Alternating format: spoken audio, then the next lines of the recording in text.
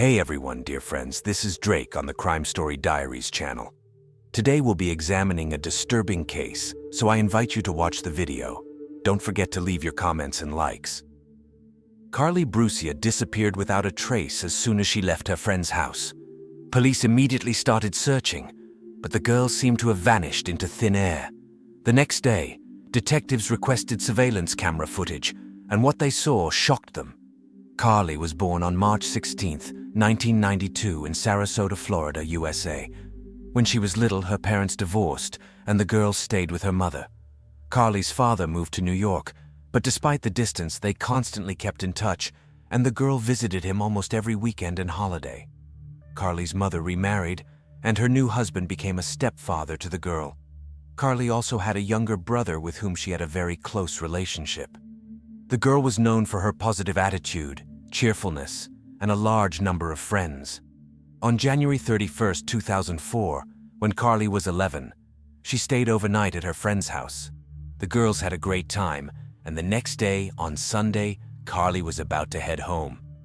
That evening, the championship final of American football was going to be broadcast, which she wanted to watch together with her family. Usually, Carlie was given a ride by her mother or stepfather, but that evening, they were both busy, so the girl decided to walk. It was still light outside, and her house was a little over a kilometer away. Carlie left her friend's place around 6:15 p.m. after telling her friend's parents that her mother allowed her to go alone. But when the girl left, the woman decided to double-check and called Carlie's mother. However, she replied that she had not given such permission. Then she asked her husband Stephen to drive there and pick up the girl halfway. He got into the car and drove down the road that led to their house. However, Carlie was nowhere to be seen. Stephen circled the area several times but still could not find the girl. He informed his wife about this, and she became seriously worried. The path from Carlie's friend's house to theirs was almost straight, so it was unlikely that the girl could have taken another route. The woman called all of Carlie's friends who lived nearby, assuming that she might have stopped by someone else's place. But no one had seen the girl that evening. After waiting a little longer, hoping that Carlie would still return home, around 7:30 p.m., her mother decided to contact the police. Law enforcement immediately began searching, focusing on the girl's route. They interviewed employees of stores and cafes, knocked on the doors of houses, trying to find at least someone who might have seen her. The police thoroughly searched every nook and cranny, including the local park, but Carlie was nowhere to be found. The search lasted all night. Officers found that none of her friends or acquaintances had seen the girl that evening, and they could not find a single witness. The police's suspicion immediately fell on Carlie's stepfather. He should have been on the same street as the girl and theoretically could have kidnapped her.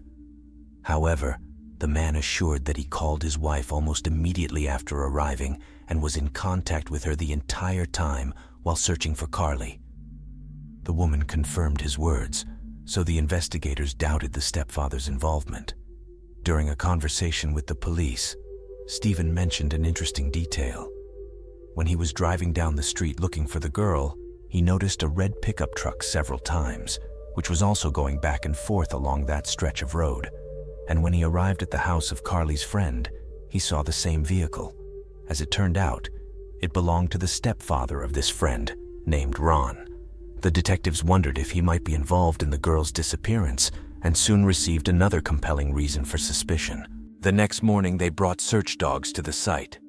After letting them sniff Carlie's belongings, the dogs picked up her scent along the road from her friend's house. But then something strange happened. The dogs led the detectives to a car wash located almost halfway down the path. The girl's trail ended at the edge of the parking lot. The police assumed that Carlie could have passed through the car wash to take a shortcut home via a private road. But the fact that the dogs lost her scent behind the car wash made the detectives think alarming thoughts. They surrounded the area and started looking for possible leads. The owner of the car wash reported that he had cameras with motion sensors and provided the police with the footage from the previous day. And here, the detectives saw something truly horrifying. One of the cameras behind the car wash captured Carlie walking by at 6:21 p.m. Everything seemed normal until suddenly a man came out towards the girl. He approached her and immediately grabbed her hand. It appeared that he was saying something to her for a few seconds and then led her out of the camera's view. These frames shocked the investigators. They realized that with a high probability, the camera had recorded the moment of the girl's abduction. The detectives also assumed that the stranger could have used threats to force Carlie to go with him. The recording shows him putting his hand in his pocket, possibly threatening her with some kind of weapon in case she tried to escape. The primary task of the police was to establish the identity of this man, and here they remembered Ron, the stepfather of Carlie's friend with the red pickup truck. Despite the poor quality of the camera recording, they concluded that he resembled the stranger. Moreover, Stephen had mentioned that the pickup truck had entered the car wash territory, which gave additional grounds for suspicion. Ron was called in for questioning, but he denied any involvement. The man said that when Carlie's mother started to worry, he also decided to join the search. He and his wife were concerned that the girl had left their house without her mother's permission and wanted to help find her. As for the camera footage, Ron claimed that at 6:21 p.m. he had not yet left work. The police interviewed his colleagues, and everyone confirmed that the man had indeed left later. The detectives asked for permission to search his van, and Ron agreed. They found no traces of the girl's presence there, so they concluded that the man was telling the truth. So the investigators had to return to square one and make every effort to identify the man from the video. They immediately noticed his clothing, which looked like a work uniform, and something like a badge or patch on his chest. Experts tried to improve the quality of the recording to read the inscription, but to no avail. All they managed to find out was the assumption that the badge had a 3-letter name. In addition, tattoos were visible on the man's body, but their pattern could not be discerned due to the low image quality either. The detectives sent these frames to TV channels and newspapers, hoping that someone would recognize the man. Within a few hours, the footage had spread throughout the city, and hundreds of calls began coming into the police. People reported acquaintances who resembled the suspect, and the detectives recorded every lead. The situation was complicated by the inability to clearly see the man's face due to the poor quality of the recording. So many people shared their guesses, although the vast majority were not entirely sure. Almost a day passed like this, until on the morning of February 3rd, the detectives paid attention to one specific call. A man named Ed reported that he was 100% certain that the person in the footage was his former colleague Joseph Smith. He recognized him by his gait, build, hairstyle, and clothing. Smith worked as a car mechanic. The police immediately began gathering information about this man. 37-year-old Joseph had 3 children, but did not live with them due to his divorce from his wife. He also had an extensive criminal history, more than 10 arrests on various charges, from possession of prohibited substances to kidnapping and unlawful imprisonment. At the time of the incident, Smith was on probation, and a year earlier, he had violated the conditions of his early release twice, but was not sent back behind bars for some reason. The police also learned that Smith owned a brown Lincoln car and decided to review the surveillance camera footage again. However, his car was not spotted in the area of the girl's abduction. Instead, their attention was drawn to another vehicle that had come to that place several times. A light-colored Buick entered the car wash parking lot just 3 minutes before Carlie's kidnapping. Unfortunately, due to the image quality, the investigators could not discern any important details. Despite the fact that Smith's car had not been noticed in that area, the police still decided to check him out. The man was renting a room in the house of an elderly couple, where the detectives went. At first, they watched the house and found out that the owners were not there, and Smith was in his room. But when they knocked on the door, no one answered. The police called the officer responsible for Joseph's early release and waited. After about 45 minutes, Smith's sister arrived at the house and brought her brother out to the detectives. The man declared his non-involvement in the kidnapping and said that on that day, he was far from that area. When shown the surveillance camera footage, Smith admitted that the person in the photo did indeed resemble him, but it was not him.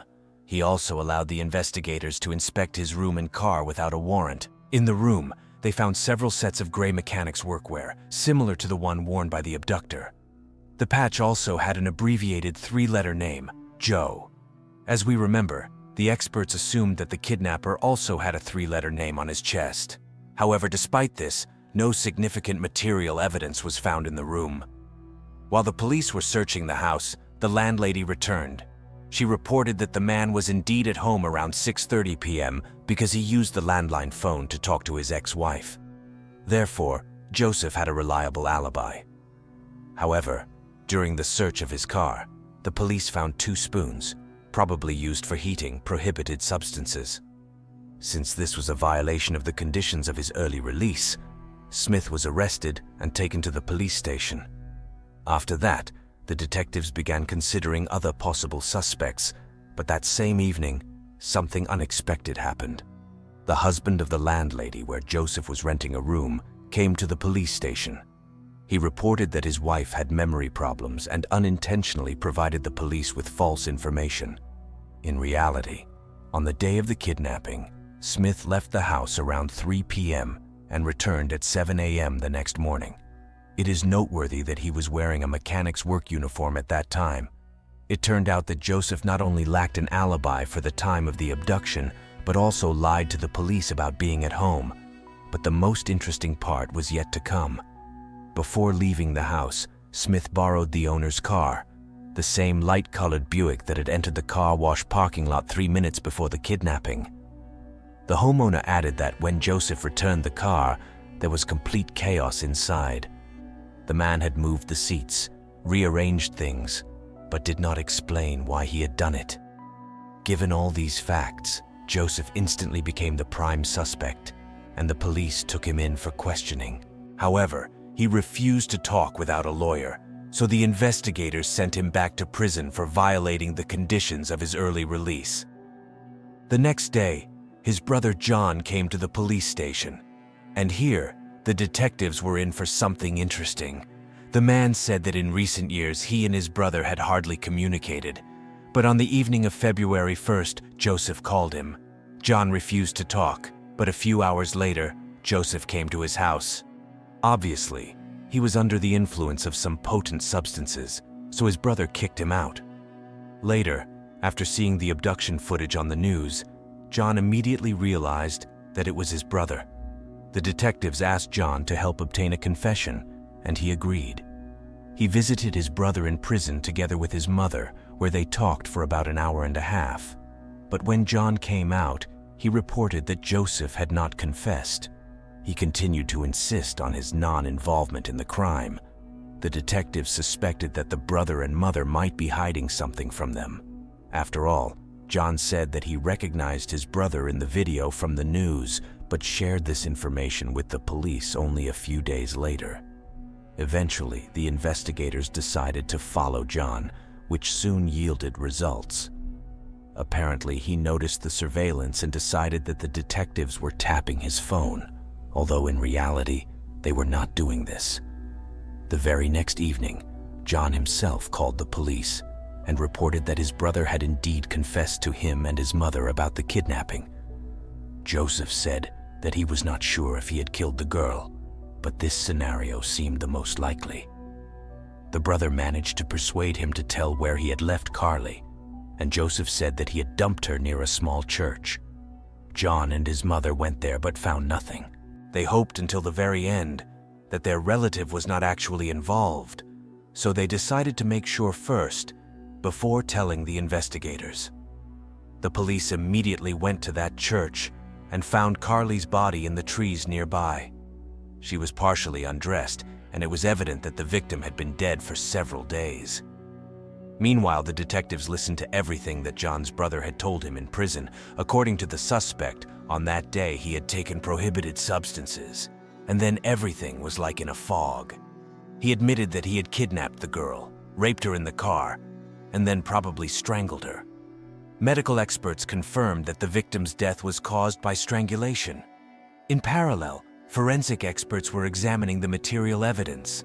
In the Buick that Joseph had borrowed from the homeowner, they found several of Carlie's hairs, as well as 7 fabric particles that matched the material of the tank top the girl was wearing that evening. In addition, traces of sperm were found on this tank top, and DNA analysis showed that it belonged to Joseph Smith. This evidence was more than enough to charge him with murder.